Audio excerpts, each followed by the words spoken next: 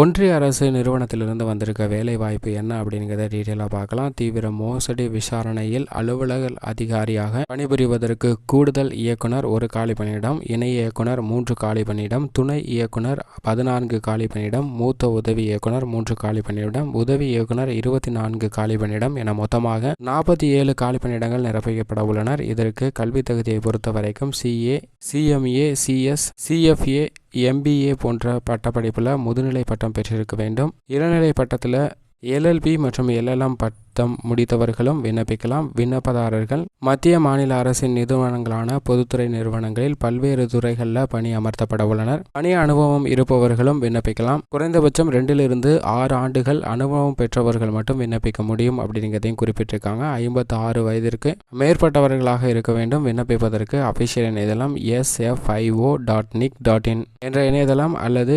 mca.gov.in என்ற இணையதளத்திலும் விண்ணப்பிக்கலாம். விண்ணப்பிப்பதற்கு கடைசி நாள் வரும் 30ஆம் தேதி.